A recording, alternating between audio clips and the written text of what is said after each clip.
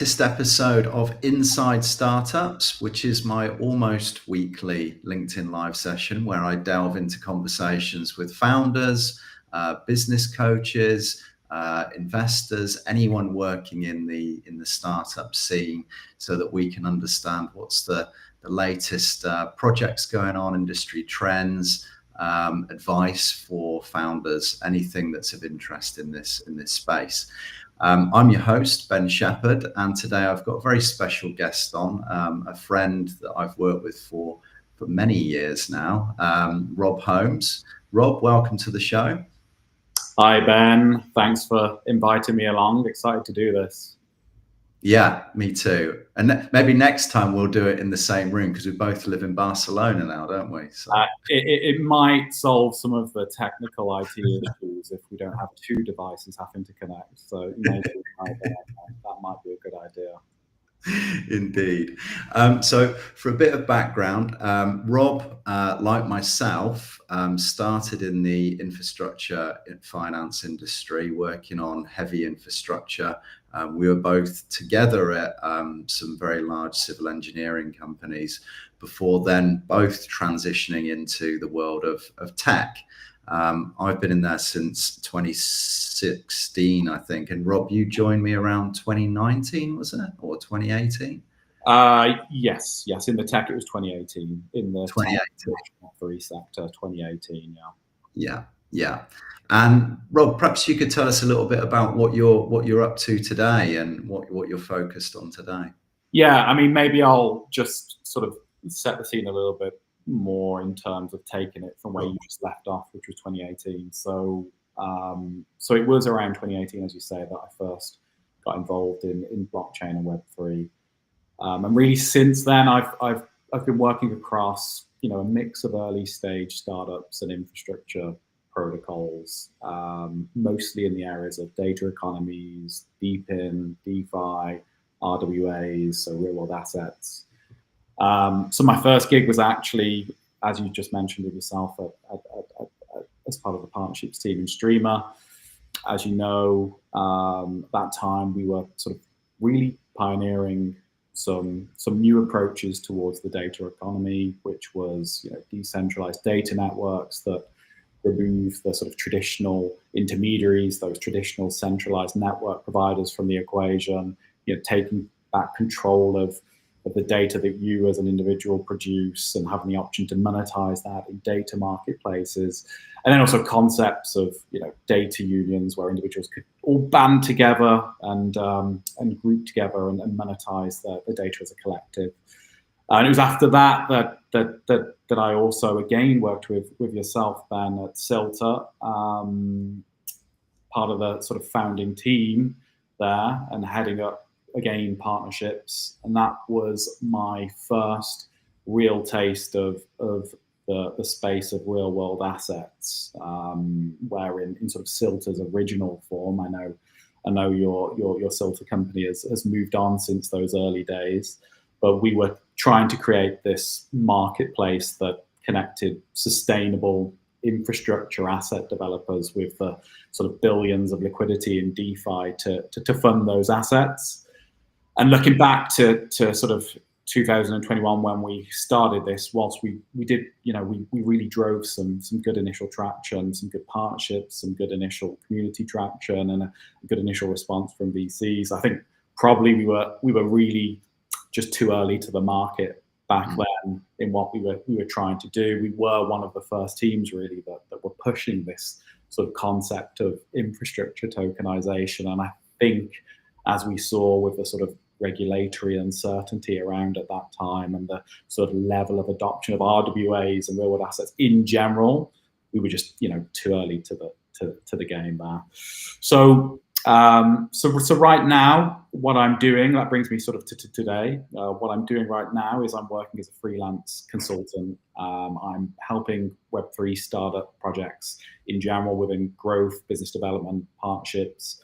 And what sort of really especially excites me and what gets me up at 5 a.m. in the morning, I got up day at 5 a.m. to really get cracking, are those sort of projects that are solving real world problems and bringing about real world positive impact. So what I've been most focused on recently as a growth consultant and as sort of growth and BD lead at a company startup called Suno is how tokenization, when it's done right, can unlock capital for projects that essentially traditionally struggle to get funded.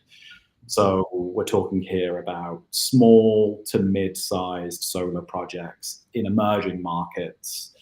And I guess that's really where the conversation today gets interesting, because we're not just talking about financial innovation because we think it's cool. We're talking about building better systems that get money flowing into places where it can have a huge impact. And I think Latin America, which is obviously a key part of the discussion today, is sort of a perfect example of that. You know, huge potential for solar, large and growing demand for more energy, but a funding gap that traditional sort of finance just isn't able to bridge. Yeah, I think this topic for today, and the fact that, you know, there is some amazing use cases where if you deploy blockchain and tokenization in the right way, it can have really good positive impacts on people.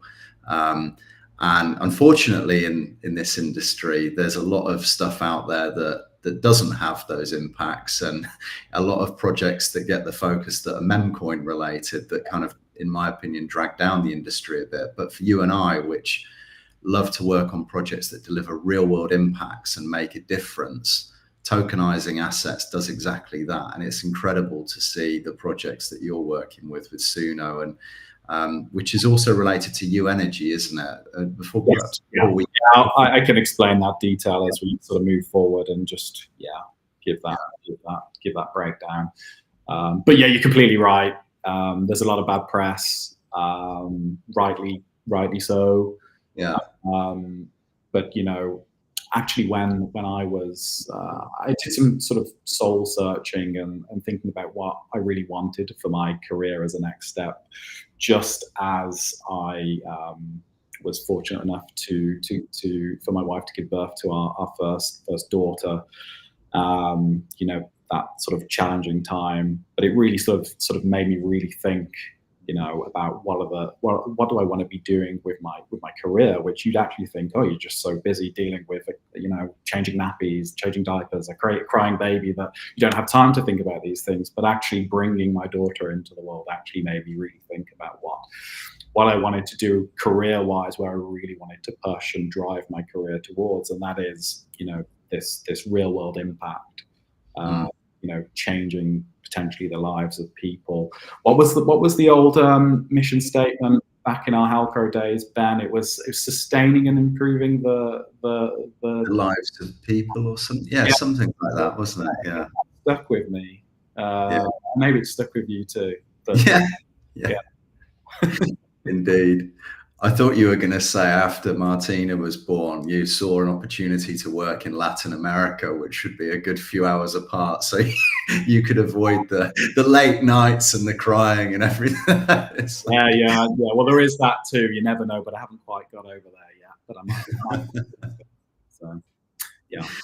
So let's. Some of our listeners won't be familiar with how asset tokenization works, or what it even is.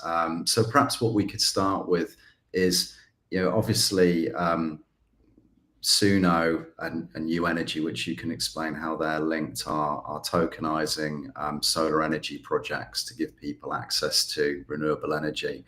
But perhaps, as well as explaining that relationship between Suno and U Energy, you could also explain to our listeners what is asset tokenization? What does that even mean? Because these words still aren't familiar to many out there. Yeah, I think you're completely spot on there. I think that's the best place for us to start. So let me do that. So tokenization, I'm going to try and do this and break down this in a sort of its most simplest form, as we say, just so our audience can connect with what we're talking about. But tokenization, really, in its simplest form, is just about turning the ownership of something in the real world, like in the example we're going to be discussing today, we're talking about a solar project. And turning that into a digital representation, specifically turning that into tokens like the ones that everyone hears about in the crypto markets, and those tokens can be bought, sold, or held.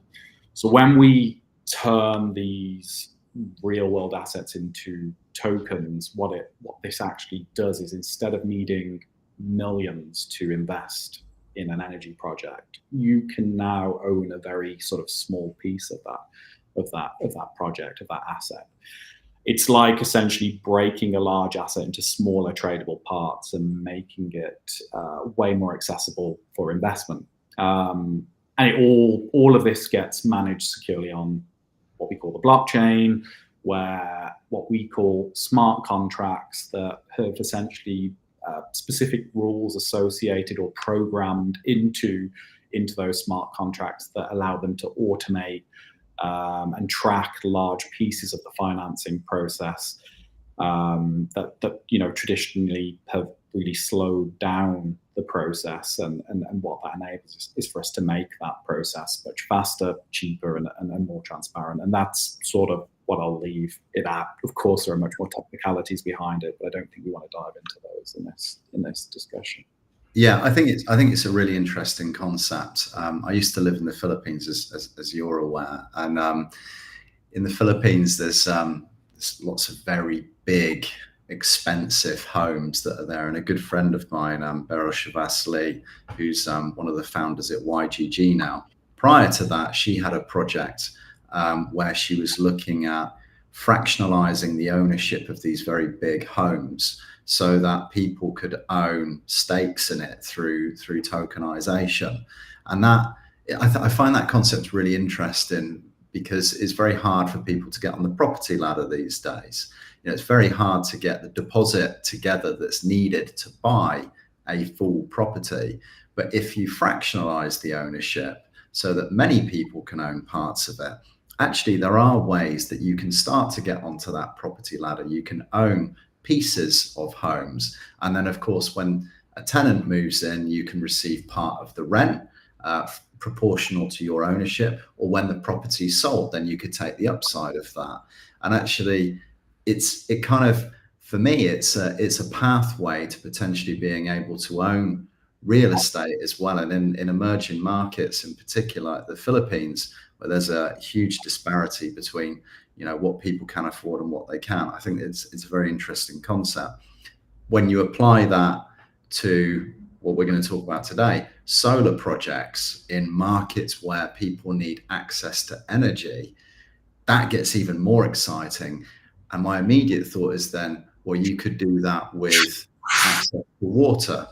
You could do it with I don't know, a waste treatment plant in a country that couldn't afford to. So you can do this to many things, and actually, instead of people donating, big NGOs donating, philanthropics donating, you could do it as a tokenization angle, and actually they own a piece of it. There's a return on it, and it becomes more sustainable in that way.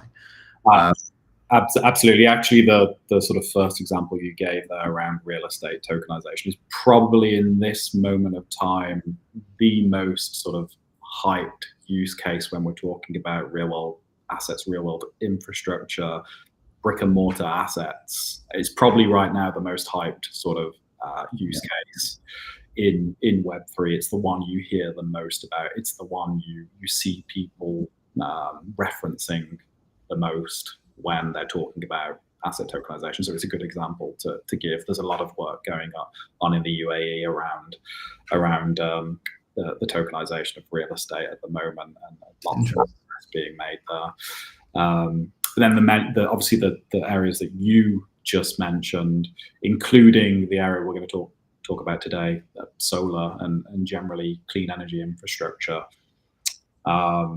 are probably some of the least talked about areas at the moment. They're still quite niche. They're still quite developing as concepts, but they're a lot more difficult for people to get their heads around than a house, because let's to say that again. A lot of people in this world can own a house. Of course, there are issues now in the modern world with actually financing that. But it's something that's more tangible and easy for people to understand, right? Yeah. That's why I think that use case is really sort of taking off. Yeah, if we hadn't have come from an infrastructure finance background, then it probably wouldn't have been on our radars. But the fact that we'd spent a long period of time working in that industry means that, you know, we probably think infrastructure first, don't we? We always apply it to something that's perhaps less attractive to the many. Okay, so let's get into the topic then. So how is this being applied in the world of solar, and perhaps you can explain this relationship with UEnergy and Suno as part of that as well, and what's that been born out of? Sure. So I always say in my work with Suno that the sort of, in general, the shift to clean energy isn't a technology problem, it's a capital problem. So we've got the tech, we know how to build solar, but the money doesn't go to where it's needed most in this moment of time. And sort of Latin America is a very perfect example of that. So right now, emerging markets sort of receive just a fraction of global private investment in the energy transition, and that's despite them, you know, being home to over 2/3 of the planet's population, and also having sort of the sort of fastest growing energy demand on the planet. So just a fun fact for you, Latin America in 2022 received just 2% of the global private investment. So let's, just stop and think about that for a second. That's pretty scandalous, really, isn't it? Yeah. It's just scandalous. Now, added to that background of a lack of private capital to invest in both infrastructure and the green transition in this region of Latin America, also they are exposed to some very real climate risks that are putting stress on their existing energy supply. So you only have to look back to last summer in countries like Ecuador or Colombia. So Ecuador had daily blackouts of 12 to 14 hours a day. Wow. Colombia experienced water shortages caused by rainfall amounts that are 80% below their seasonal averages. So you remember just a couple of months back we had a 12-hour blackout here in Barcelona very recently. Yeah. At least by me in Poblenou, where I live, everyone was out stocking up on water, on food, panic buying battery-powered radios. The shops near me actually ran out of battery-powered radios because people were really in a panic from that one day of a blackout. Imagine for a second sort of experiencing that on a rolling basis, daily basis. I can't say that I panicked, if I'm being honest, Rob. Me and Isa went and had a glass of wine. I just waited for it to blow over. Maybe Poblenou is a panicked population, but I saw it with my own eyes. Stations, trust me. Yeah. No, I believe you. Yeah. There were people out there drinking beer afterwards. There were no more radios left. They were out, on the streets drinking beer. I'm not sure it was cold beer, to be honest with you. Yeah, I don't blame you, to be honest. Best thing to do. So I didn't actually know this until I first started digging deeper into the work that Suno or UEnergy was doing in this area. But a really interesting fact is that over 40% of the energy mix across Latin America comes from hydropower. That's amazing. That's amazing. But you probably see where I'm going with this, with what I mentioned about Colombia last summer. But when 40% of your energy mix comes from hydro and you're faced with a regional climate that is shifting towards severely drying climate, you're in trouble. You're sure because you're dependable on that, 40% of your generation coming from hydro. Now, the governments in these regions, they know this, and they've been supporting distributed solar on, which on average, what we're talking about when we talk about distributed solar are, solar sites that are 1 megawatt size distributed farms.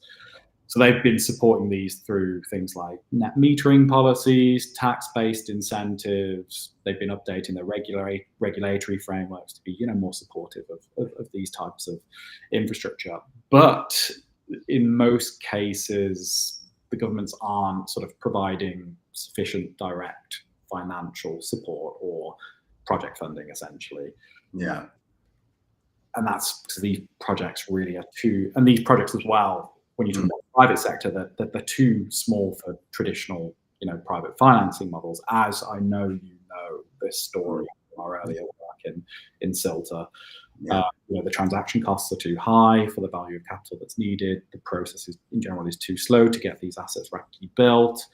And, the systems are built just in general to finance much bigger projects, not what we're doing at Suna, which are these mini distributed solar farms averaging at 1 megawatt capacity. Now, even the government programs that often have minimum often have minimum funding thresholds that automatically exclude, these kind of projects and these kind of installations. Again, going back to the Silta white paper, Ben, I remember we included a table in there that was based on the World Bank's PPP guide, and it was the minimum thresholds for investment in infrastructure.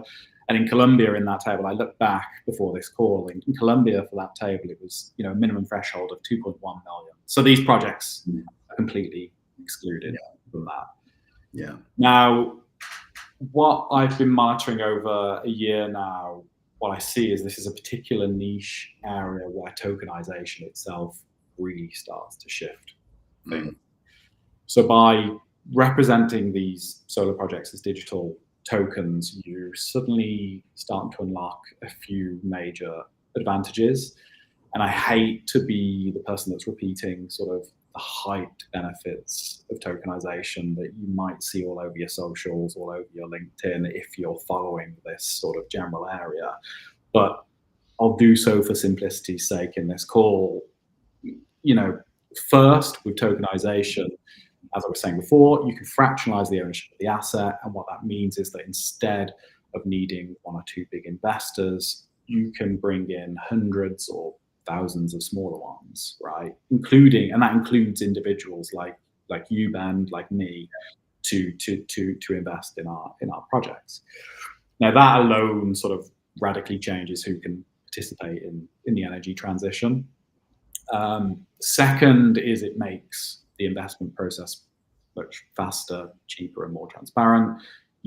Cut out a lot of the middlemen and the paperwork that bogged down traditional finance, and investments can instead be managed by smart contracts, like I was saying before, automating things like the ownership records, revenue distribution, and the general tracking of transactions, the general tracking of the performance of the asset as well. And then third, I'm not going to say, because it's one of my bugbears, that it creates liquidity. I'm going to rephrase that and say it allows you, it enables you to create 24/7 liquidity around these assets if you successfully establish demand, and a secondary market around your assets, around your tokens. That's quite an important point, because often, you see in the hyped benefits people saying secondary markets, 24/7 liquidity, but there's a lot of work that has to happen. That point. I've got a few questions then to help our listeners get an understanding of this. So what's the smallest amount someone could pay to own a piece of one of these solar farms? What's the smallest ticket size you can go in at? It really depends on what the protocol, so the project that is doing this decides to implement. So it could be, technically it could be in the pennies, in the cents, you know, or the dollars. But, you know, in general, you know, a lot of protocols or projects tend to start from somewhere, you know, a bit higher than that, maybe at, you know, $100, maybe at, you know, $1,000. Really depends on what the protocol wants to implement. I think there's still some things to be worked out within Suno about what, you know, that minimum will be as we move forward and scale. We have made, you know, progress already, but as we enter this new phase of being more focused on the Web3 side, we have some things to be worked out there. But that just gives you a general idea. But because you're using blockchain, the transaction costs of actually facilitating that sale are super low, aren't they? Which they wouldn't be normally if you use a traditional route. So you're actually able to sell at a much lower price because a lot of those transaction costs are taken away. Yeah. Depending on the blockchain you're building on, of course, as we will. Yeah. You mentioned secondary markets in there. So for people that don't understand that, I guess what you mean is if you bought some tokens that represent your share of a solar project, what you could then do is in a secondary market, you could resell those to someone else. You might be able to stake it in a fund and actually derive further income from that, and then you'd have another token that represents that share. So basically it's opening up opportunities for you to make even more value from your original investment, or for you to exit your original investment earlier in the process, because a solar project might have like an 8-10 year tenure where you're holding that token, and maybe you need to get out after a period of time. Okay, so if someone comes to the platform, they buy some tokens, they own a piece of a solar project. What reassurances do they have that they're actually going to get anything out of that? What if something goes wrong? Because in a traditional world, you know, you'd have a contract, you'd have something that's been countersigned in wet ink that you could then sort of chase up on if something goes wrong. How does it work in this world? How does it give people that reassurance? Yeah, I mean, firstly, there's a lot of work that needs to happen in this area to provide more reassurance to investors. But some of the reassurance that is really provided, and only can be provided by, you know, projects built on blockchain, is the historic performance, right? So yeah. That's all tracked. The historic yield payments are all tracked on the blockchain, so you can see, you know, that they're not lying about the average percentage APYs or APRs that are returned by these. You can see that payouts are being made to, you know, thousands of wallets. Yeah. So that's one area that sort of gives this reassurance. And the other areas that often what, you know, the companies behind these protocols will do is they will have, you know, real world insurances in place that can obviously step in if things do go wrong. What I will say with Suno and Unity, who I'm talking about, the default rate has been at 0 so far, so that's very reassuring. So yeah, it's you know, there's a lot of work to be done to move a lot of these things on chain, right? So that there's just more evidence there than you even get in traditional sector to actually, you know, guarantee that these things around ownership, around, you know, your rights to what happens if something bad happens or whatever. I did just realize, Ben, that I didn't sort of go into, in that sort of generalistic explanation of the space, I didn't talk too much about Suno. Do you want me to sort of go? Sure, yeah, explain it. Probably doing that. So the startup in Colombia, again, full transparency. I am working as growth and BD lead for this startup. So before I go into this, just full transparency there.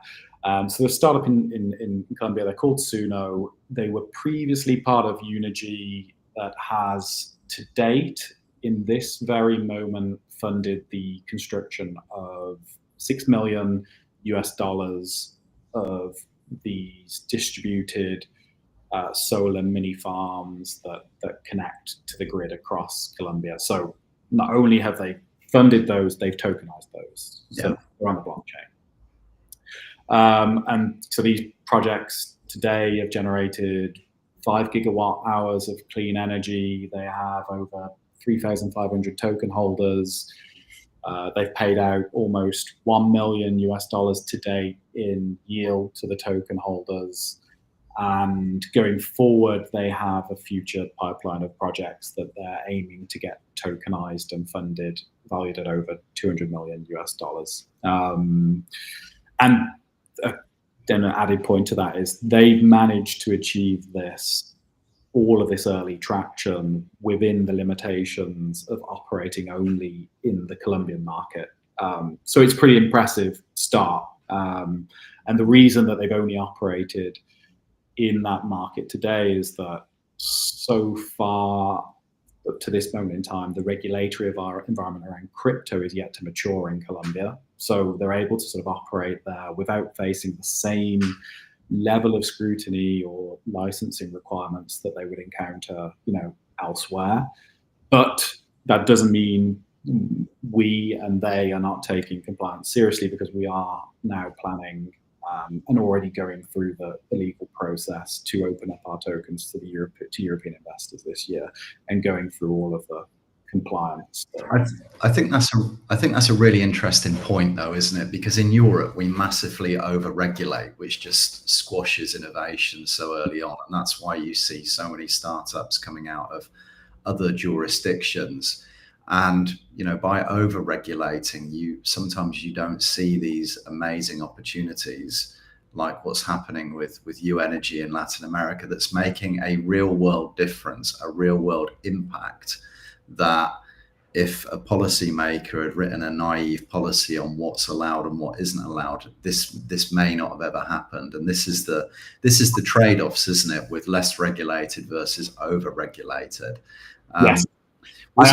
I want to link that to something that we've been discussing recently, Dan, which is the current state of the VC market as well. And so when you're in an over-regulated market, you need a lot of money to go through the process of engaging with legal counsel, et cetera, et cetera.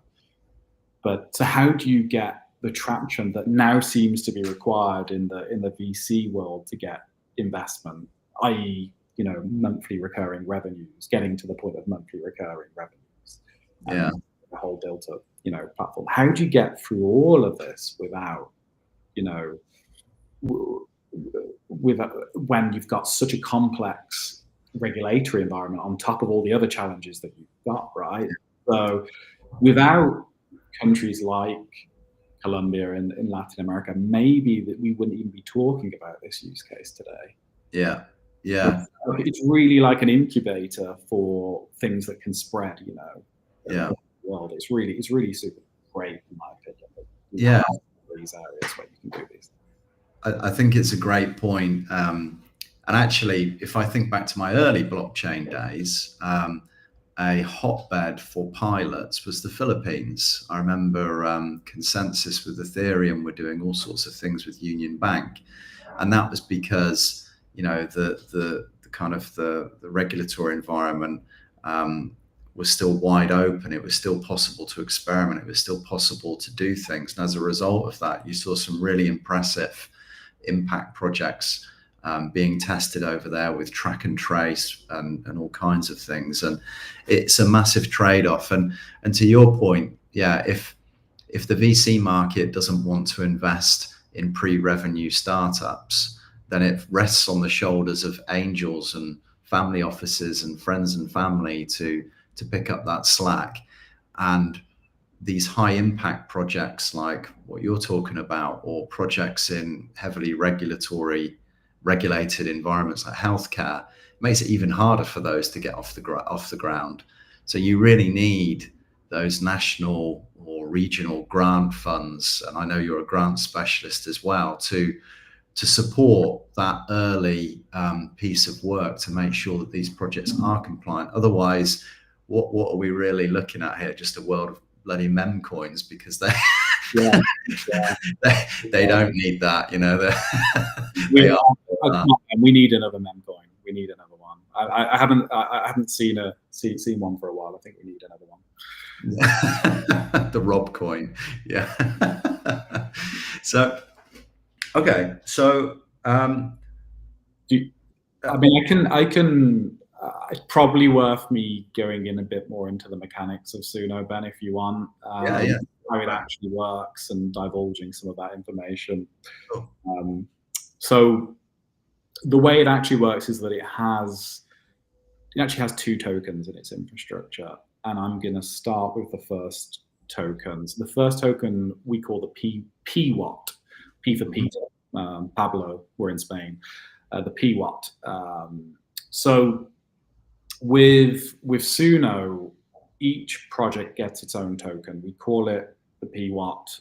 It essentially represents fractional ownership in a specific single solar installation. So if you're holding PWAT tokens, you're effectively a co-owner of that single project, and you're entitled to a share of its returns. And the number of tokens that we issue per solar installation is based on, the size of the asset, like how many megawatts it's expected to generate in future. Now, these tokens aren't interchangeable across projects. So a PWAT from a solar farm in Colombia, for example, isn't the same as another PWAT that's from a project in Brazil, for example.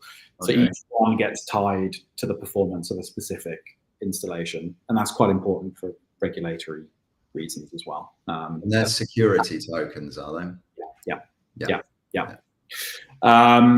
The second token we have is the UWAT token.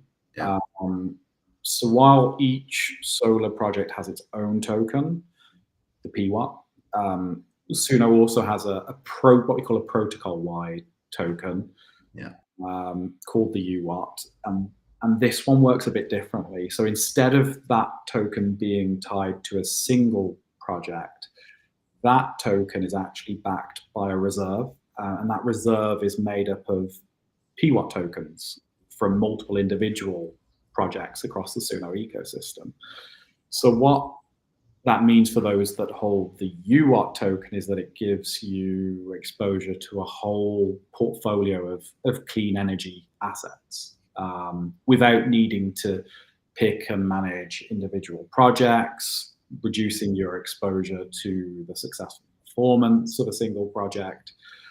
And essentially, the UWAT is a more liquid, as we were talking about liquidity earlier. We're talking about the secondary markets around tokens.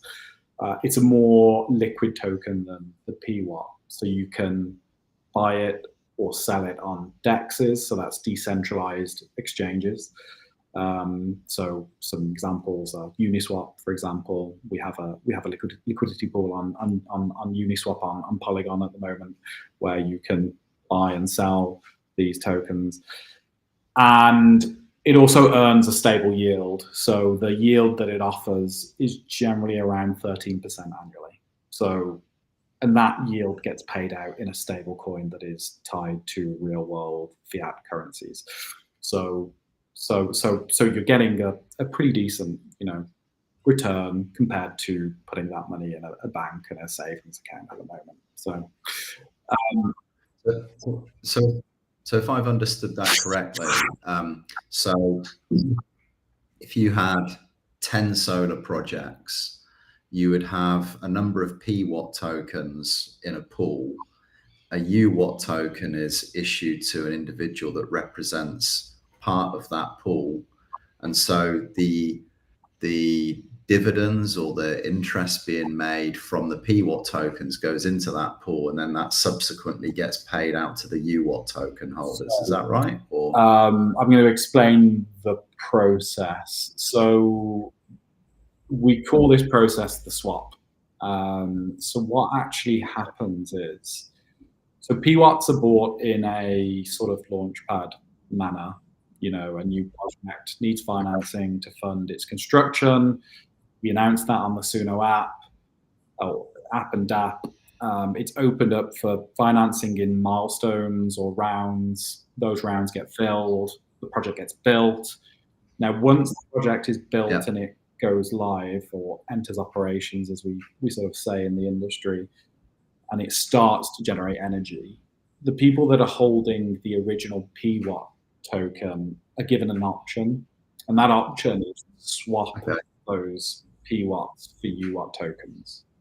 And what's actually happening when they swap those tokens is that behind the scenes, in sort of back end, the PWATs are being transferred into the reserve, into the protocol reserve, and then in return, the investor is minted. So new UWAT tokens are minted, and the investor receives those newly issued UWATs, which are backed by all of the PWATs that have entered the reserve. So you might have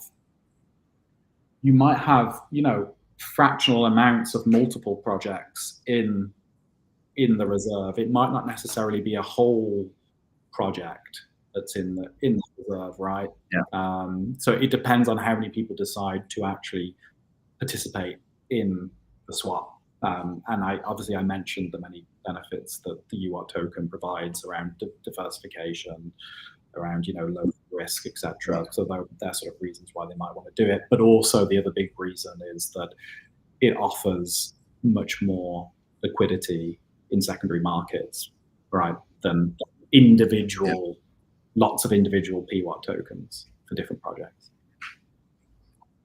So as a UWAT token holder, you'd be hedging the risk a bit more, because it's kind of spread across the portfolio. So if one of the solar projects for whatever reason stopped functioning, let's say that there's a force majeure event for some reason, the other 8 or 9 or 6, whatever, that are in there would continue to operate, hopefully, and then so you've basically hedged your risk by owning these. Absolutely. And there's also some other really interesting mechanisms behind the UWAT token.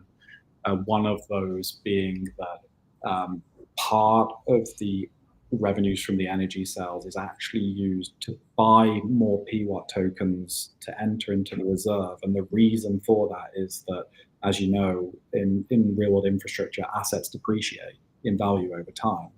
If you weren't replenishing that reserve with new PWATs, that depreciation eventually would depreciate the value of the UWAT.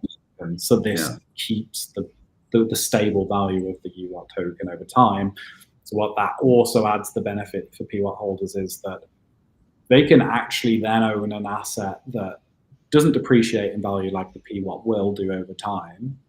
And they could hold that asset forever if they wanted to, and continue to earn from the yield that it pays, right? As long as the protocol sustains itself and continues to grow and scale, or at least maintain the place that it's in. Yeah, it is. I guess it's starting to see like so many opportunities with that, where when I was at the UN recently, they were United Nations PPP event. They were talking a lot about some of the signature projects that happened in the last 12 months. And there was this water project in Senegal where people just didn't have access to water. And so they paid for this well, it got built, and now people have got it. An amazing project, important project. When you're talking about the UWAT kind of portfolio, what goes into that, it doesn't necessarily just have to be solar projects. You could start expanding that out in so many different ways, like access to clean water, waste treatment plants, waste to energy. I could see like in emerging markets that you've got this massive pool of different types of projects in there serving all these different really important impacts that that also derive an interest rate. And when I was younger, I remember seeing on TV a lot, you'd see all of these adverts for donate to Africa, donate to this for these impact projects. And people donate, and that's great. With this though, you could actually invest and make a return, and you still deliver the impact, and you could get more of those projects, and it could become a really interesting passive income stream for individuals if they participate in these sorts of schemes. It's like, one, you're delivering an impact, a really important one. Two, you're making a return on that as well. And three, you can go in for really small amounts. I mean, you said pennies or dollars. I think, isn't the dollar pegged to a penny now anyway? But but no,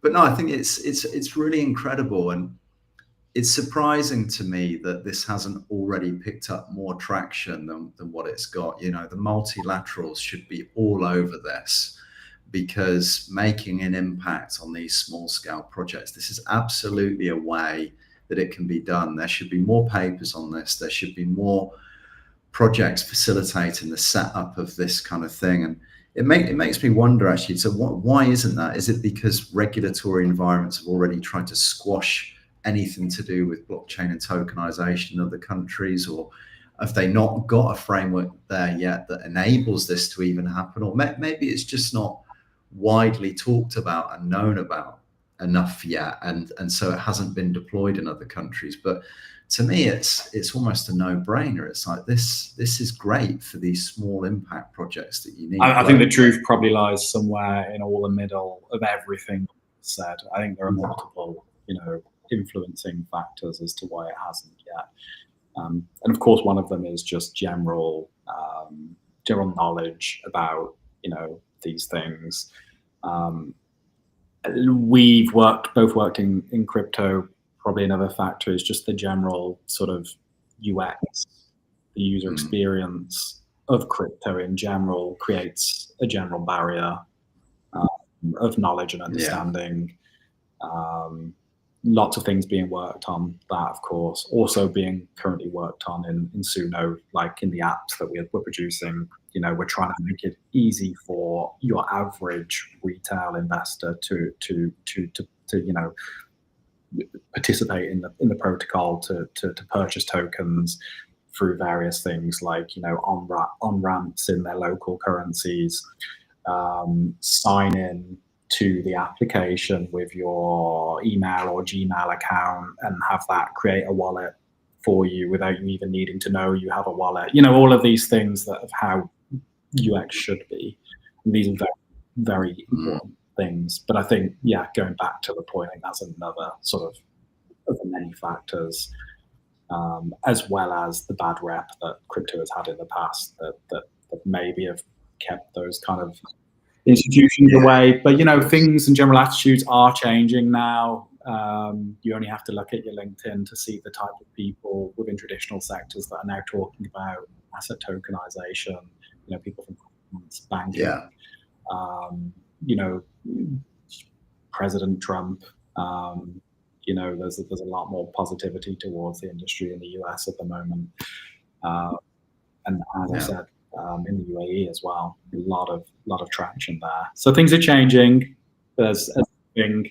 It's like, I think it's like when we worked in infrastructure sector. Then you remember how like the infrastructure itself always lagged behind the rate of technology development. It's sort of similar to that, right? All the infrastructure that you need for these things to happen, whether it's regulatory infrastructure or all of these things, they just lag behind. It take a lot more time than the actual innovation. And I think that's why. If government treasuries, though, are willing to stick Bitcoin, ADA, and all these other utility tokens, that some of which have zero purpose in the world, and it's just basically people owning and hoping that they go up in value.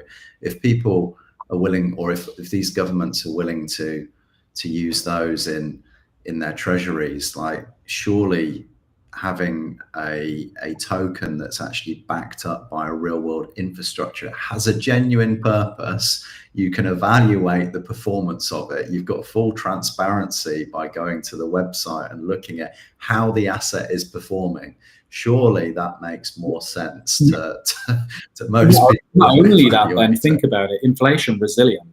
Think about think about what are one of the major drivers of inflation? Energy. And energy over history has tended to actually outpace inflation. I mean, think about that. You know, fiat currencies don't perform well against inflation, do they? But and they're the ones we trust the most.